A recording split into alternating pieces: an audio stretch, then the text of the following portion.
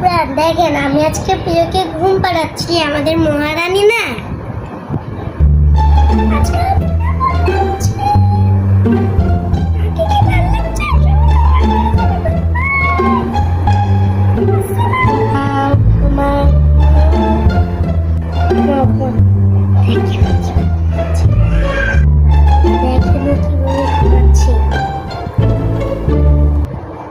দেখেন কিভাবে ঘুমাচ্ছি।